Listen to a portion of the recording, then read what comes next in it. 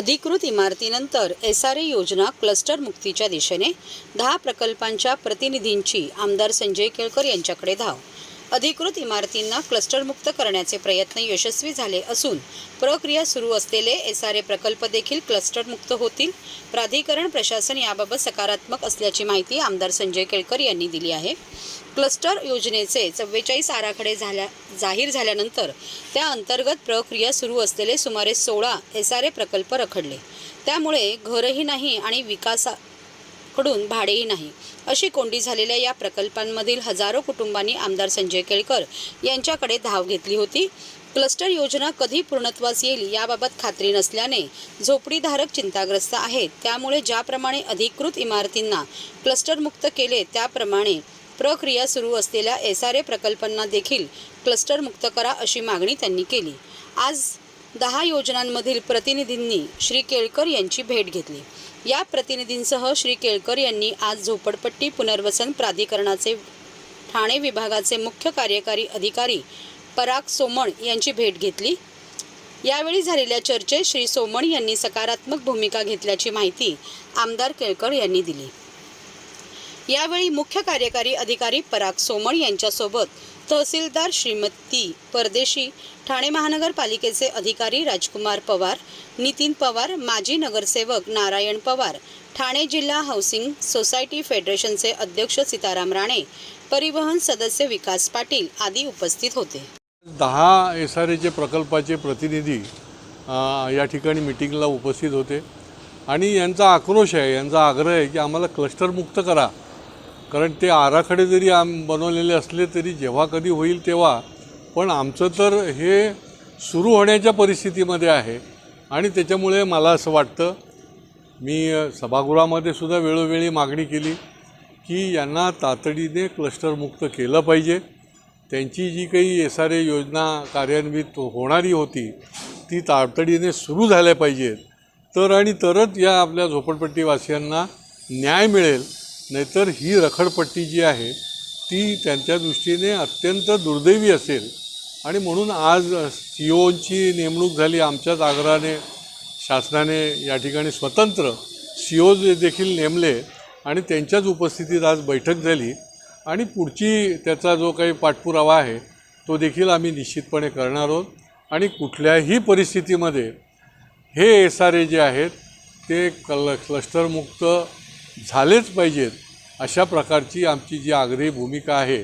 मला खात्री आहे की शासन त्याला मान्यता देईल। पण आहे कारण की क्लस्टरमध्ये जसं अधिकृत इमारतींनाही क्लस्टरमध्ये घेण्यात आलं होतं तसं GR निघाला होता, परंतु ज्या अधिकृत इमारती मोडकळीस येऊन नवीन पुनर्विकासाच्या तयारीत होत्या त्यांचे हात बांधले गेले होते, पण ते आमच्याच प्रयत्नाने त्या ठिकाणी ते मुक्त झाले अधिकृत इमारती आणि त्या क्लस्टरमधनं बाहेर आले। तसेच हे ठाण्यामध्ये 16 SRA प्रकल्प आहेत ते देखील निश्चितपणे होतील आणि आता तर हे सगळ्यांचा आक्रोश आहे, सगळे एकत्र आहेत आणि त्या दृष्टीने त्यांची ही जी मागणी आहे ती निश्चितपणे पूर्ण केल्याशिवाय आम्ही स्वस्थ बसणार नाही। तरी किती कालावधी लागेल सुरू होण्यासाठी? नाही, आता पुढच्या स्टेप्स जे आहेत त्या पहिले क्लस्टरमुक्त त्यांना करणं हे महत्त्वाचं आहे आणि शासन त्याच्यातून ते मुक्त करेल। याच्यामध्ये अजूनही एक SRAच्या संबंधित शासनाने काही निर्णय जे आहेत ते खरोखर चांगले घेतलेले आहेत। जे सशुल्कचा रक्कम ठरलेली नव्हती आणि सशुल्कचे अनेक लोक जे आहेत ते बाहेर होते, त्यांना त्या ठिकाणी जागा मिळाली नव्हती, तर त्याचं 14 ऑगस्टला म्हणजे स्वातंत्र्याच्या पूर्व दिवशीच त्याचं सर्क्युलर देखील निघालं आणि त्याच्यामुळे आता सशुल्क साठी जे पेंडिंग होते लोक तर त्यांना 2.5 लाख रुपये भरून ती रक्कम देखील शासनाने कमी केली आहे आणि त्यामुळे ही देखील एक चांगली त्या ठिकाणी SRAतल्या लोकांना आनंदाची बातमी। सर, कुठेतरी जाचक असे त्यांचे निर्णय असल्यामुळे कुठे डेव्हलपर येत नाहीत SRAची स्कीम करायला, त्यासाठी आता काय पावलं उचलणार? नाही, SRAच्या स्कीम करता जे आत्ता हे लोक आहेत त्यांचं सगळं तयार आहे, फक्त त्यांना आता क्लस्टरचा अडसर आलेला आहे। कारण क्लस्टरच्या माध्यमातून त्यांना तर म्हणजे जो GR आहे त्याच्यामध्ये MRTP आम्ही तुमच्यावर लावू, तुम्ही काही दुसरीकडे जाण्याचा काही करण्याचा प्रयत्न केला तर, आणि म्हणून हे SRA एकदा क्लस्टरच्या मुक्त झाले तर निश्चितपणे ते योग्य दिशेने जातील आणि त्यांना नवीन घरं जी आहेत ते मिळण्याचा मार्ग मोकळा होईल.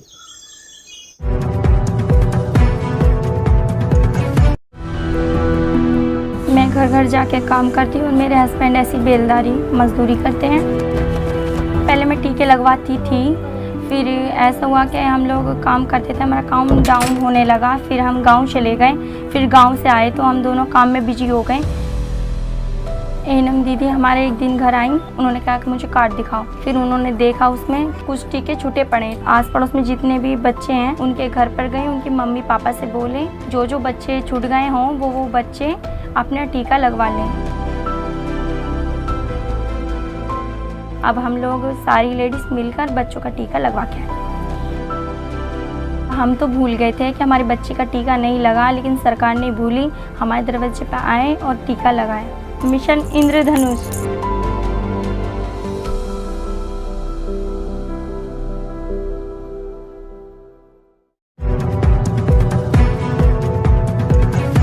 सर्व नागरिकांना आवाहन करण्यात येत आहे की सध्या डासांमार्फत पसरणाऱ्या डेंग्यू या आजाराचा प्रसार रोखण्यासाठी प्रत्येकाने पुढील प्रमाणे कार्यवाही करावी. डेंग्यू आजार एडिस इजिप्ती हा डास चावल्याने होतो. या डासांची पैदास साचलेल्या किंवा साचवलेल्या स्वच्छ पाण्यामध्ये होते. 8 दिवसांपेक्षा जास्त दिवस पाणी उघडे व साचून राहिल्यास त्यात डास अंडी घालतात. अंड्यांच्या अळ्या तयार होऊन पुढे डास तयार होतात. यासाठी आपल्या घरातील पाणीसाठे उदाहरणार्थ बॅरल्स, पिंपे, टाक्या, हौद, रांजणे इत्यादी दर आठवड्याला रिकामे करून घासून पुसून कोरडे करून पुन्हा भरावे. 1 दिवस कोरडा दिवस म्हणून पाळावा. पाणी साठ्यांना घट्ट झाकणे बसवावीत किंवा जुनी साडी, चादर, धोतर यांनी बांधून झाकून ठेवावीत, म्हणजे डास त्यात जाऊन अंडी घालणार नाहीत. घराच्या गच्चीवर, आजूबाजूला, अंगणात कोठेही पाणी साचू देऊ नये. भंगार सामान उघड्यावर टाकू नये. उदाहरणार्थ टायर्स, प्लास्टिक सामान, कुंड्या, टाकाऊ वस्तू इत्यादी. अशा सामानात पावसाचे पाणी साठून त्यात डेंग्यूच्या डासांची पैदास होते. घरातील कूलर्स, फ्रीजच्या पाठीमागील ट्रे हे देखील वेळोवेळी कोरडे करावेत. लक्षात ठेवा, नुसत्या फवारणीने डास घनता कमी होत नाही, तर त्यासाठी डास पैदास ठिकाणे नष्ट करणे ही आपल्या सर्वांची जबाबदारी आहे. कोणताही ताप अंगावर न काढता जवळच्या शासकीय रुग्णालयात मोफत औषधोपचार घ्या. अशा प्रकारे नागरिकांनी सहकार्य केल्यास डेंग्यूचा प्रसार रोखणे सहज शक्य आहे.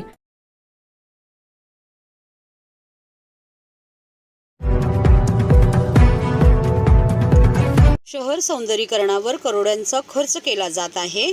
मुख्यमंत्री ग्लोबलचे स्वप्न दाखवत आहेत, मात्र इकडे लोकांचे जीव जात असताना त्यांच्या आरोग्याशी खेळण्याचं काम हे महाराष्ट्र सरकार करत असल्याचा आरोप राज्याची विरोधी पक्षनेते विजय वडेट्टीवार यांनी केला आहे.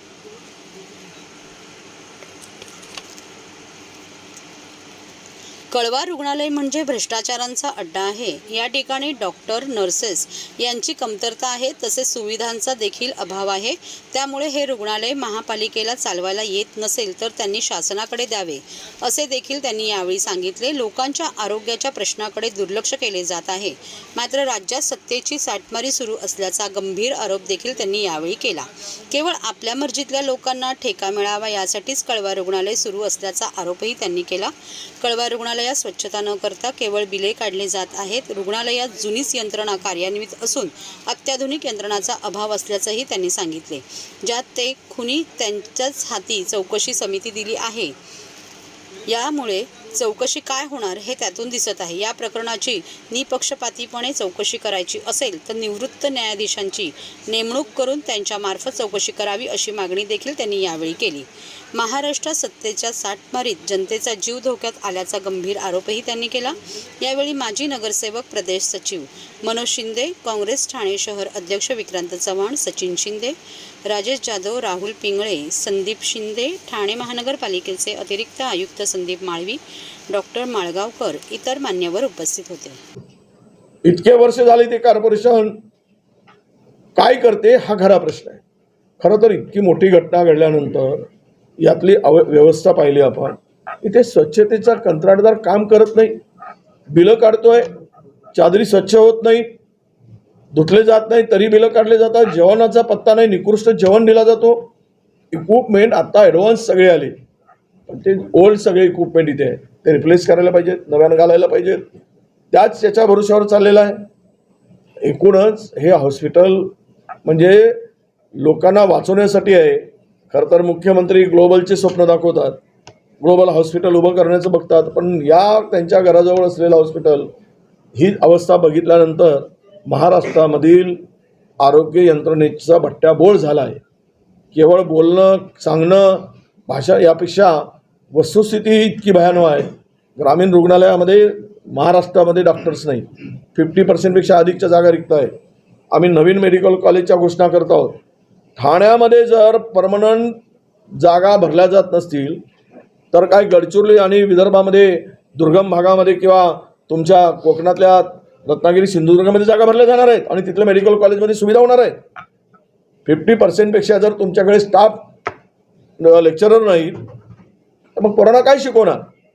हे सगळं जे चाललं आहे केवळ राम भरोसे, असं म्हणतात की आमच्याकडे म्हण आहे, राम भरोसे हिंदू हॉटेल, बस एवढंच चाललेलं आहे. त्याच्या पलीकडं इथं काही दिसत नाही. हे दुर्दैवानं म्हणावं लागतं, पण एक चूक आहे.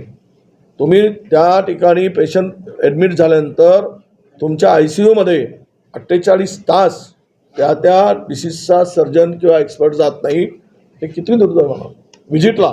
आणि ज्युनियर जे आहेत तो राऊंड मारून येतो. राऊंड ही इव्हनिंग, मॉर्निंग आणि इव्हनिंगला 2 वेळा त्या एक्सपर्टची व्हिजिट झाली पाहिजे.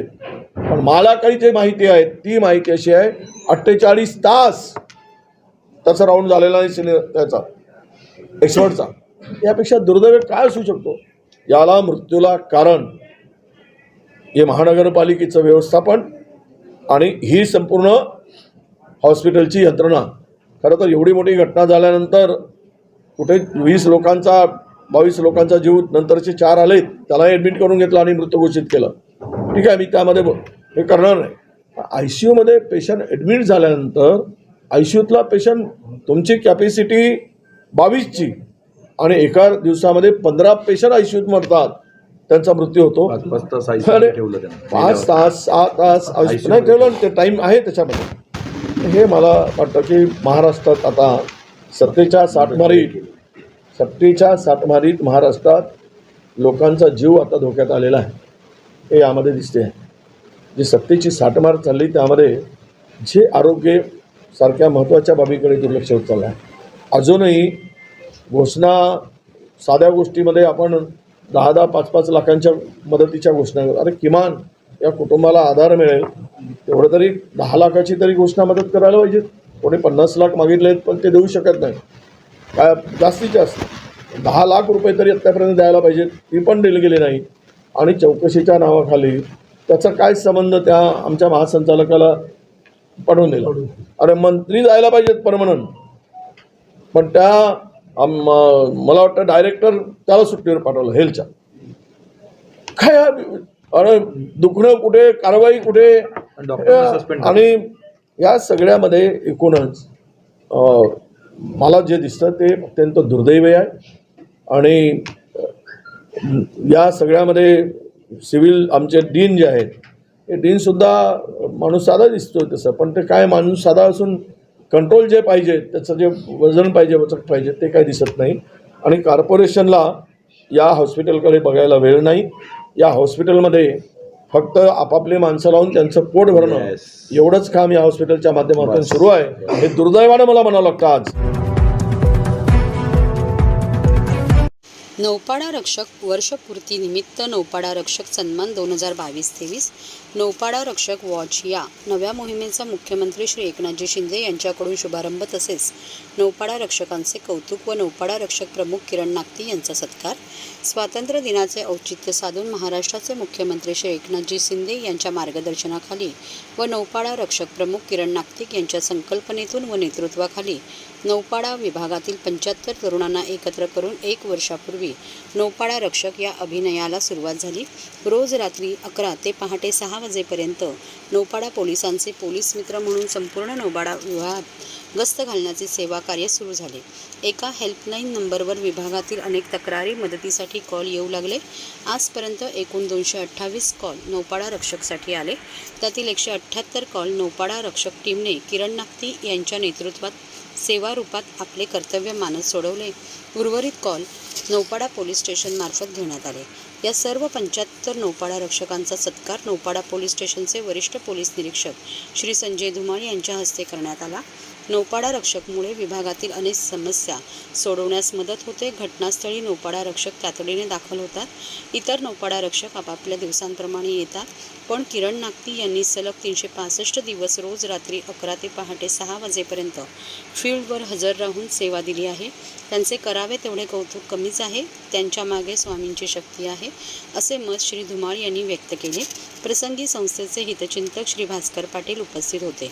नौपाडा रक्षकच्या कामगिरीचे कौतुक करत महाराष्ट्राचे मुख्यमंत्री श्री एकनाथजी शिंदे यांच्याकडून किरण नागती यांचा सत्कार करण्यात आला. घोडबंदर परिसरातील रुग्णांसाठी रोटरी क्लबला मोफत रुग्णवाहिका. सिद्धार्थ ओवळेकर फाउंडेशनचा उपक्रम. सिद्धार्थ ओवळेकर फाउंडेशनच्या मदतीने rotary club of Thane Ghodbunder road यांच्या मार्गदर्शनाखाली घोडबंदर परिसरातील गरीब गरजू रुग्णांसाठी रात्रंदिवस मोफत रुग्णवाहिका उपलब्ध करून देण्यात आली आहे. माजी नगरसेवक सिद्धार्थ ओवळेकर यांनी यांच्या वाढदिवसाचे औचित्य साधून रुग्णवाहिकेचे लोकार्पण 14 ऑगस्ट रोजी केले. ठाणे महानगरपालिकेच्या नरेंद्र बल्लाळ सभागृहात पार पडलेल्या लोकार्पण सोहळ्याला मुख्य अतिथी माजी महापौर नरेश म्हस्के, ठाणे महापालिका अतिरिक्त आयुक्त संदीप माळवी, विशेष अतिथी ठाणे वैभवचे संपादक मिलिंद बल्लाळ, माजी नगरसेवक हेमंत जगदाळे, ज्येष्ठ समाजसेवक दिलीप ओवळेकर आणि दिलीप बारटक्के, नारायण पवार, सुधीर कोकाटे, मिनल संखे, साधना जोशी, विकास रेपाळे आदी उपस्थित होते. Rotary club of Thane Ghodbunder रोडचे प्रेसिडेंट राहुल कवितके, सेक्रेटरी संतोष आंबेकर यांच्या मार्गदर्शनाखाली रुग्णवाहिका सेवा प्रकल्प प्रमुख भाग्यश्री खरवंडीकर आणि सहकारी सदस्य महेश पाटील, अल्ताफ शेख, शंकर भगत, राजन अम्मासी हे रुग्णवाहिका सेवेचे नियोजन करणार आहे. घोडबंदर रोडपासून ठाणे शहरातील गरजू रुग्णांना ह्या रुग्णवाहिकेची सेवा मोफत घेता येणार आहे. दुर्घटनास्थळी त्वरित रुग्णवाहिका उपलब्ध करण्याच्या नियोजनात Rotary club of Thane midtown, Rotary club of Thane metro, Rotary club of Thane horizon, Rotary club of Thane premium या क्लबचे सहकार्य लाभले. ऑगस्ट ठाणे महानगरपालिका इथे माननीय जिल्हा प्रमुख नरेशजी म्हस्के साहेब यांच्याच निधीतून आमच्या घोडबंदर विकासामध्ये भर पडल्याने पथदिवे, रस्ते, आपला दवाखाना, रस्ते कॉन्क्रिटीकरण, गार्डन अशा विविध विकास कामांचं व्हर्च्युअल उद्घाटन आम्ही इथे घेतलेलं आहे साहेबांच्या हस्ते. आणि त्याचबरोबर घोडबंदर रोड इथे असलेले माझ्या अगदी जवळचे रोटरी, मेट्रो, मिडटाऊन, प्रीमियम, हॉरायझन आणि घोडबंदर क्लब अशा विविध क्लबचे सर्व प्रेसिडेंट्स आणि प्रमुख पदाधिकारी इथे उपस्थित आहेत. त्यांना आम्ही मोफत ॲम्ब्युलन्स सेवाही इथे अर्पण केलेली आहे. मागच्या वर्षी आम्ही आरोग्य शिबिरं आणि या ॲम्ब्युलन्स दिलेल्या, पण आज विशेष करून रोटरी क्लबसाठी हा कार्यक्रम इथे ठेवण्यात आलेला आहे. तर मी आपल्या सगळ्यांच्या वतीने आपले खूप खूप आभार व्यक्त करतो. जय हिंद, जय महाराष्ट्र. घोडबंदरमधील कार्यसम्राट समाजसेवक यांचे सुपुत्र, त्यांचाच वसा घेऊन काम करणारे सिद्धार्थ दिलीप ओवळेकर यांचा आज वाढदिवस आहे. आमचा हा तरुण नगरसेवक आपल्या कामांमुळे अल्पावधीतच वडिलांप्रमाणे आपल्या विभागामध्ये लोकप्रिय झालेला आहे. वाढदिवस सगळेच फ्लेक्स लावून साजरे करतात, परंतु त्याबरोबर समाजोपयोगी कामं जे बाळासाहेबांनी आम्हाला 80% समाजकारणाचा मूलमंत्र दिला, त्यानुसार आज भरगच्च खूप कार्यक्रम आहे. सातत्याने वर्षभर तो कार्यक्रम करत असतो. परंतु आज ॲम्ब्युलन्स वाटप आहे, दाखले आहे, विविध लोकोपयोगी सामाजिक कामांचं उपक्रमांचं उद्घाटन आहेत, लोकार्पण आहेत, भूमिपूजन आहेत, अनेक सुंदर कार्यक्रम, समाजोपयोगी कार्यक्रम त्यांनी केलेले आहेत. अशाच पद्धतीने त्यांनी राजकारणामध्ये सुद्धा त्याला मी राजकारणाच्या पुढील उज्ज्वल भविष्याकरता हार्दिक शुभेच्छा देतो आणि वाढदिवसाच्या हार्दिक शुभेच्छा. व जाहिरात असतील तर ह्या नंबरवर संपर्क करा.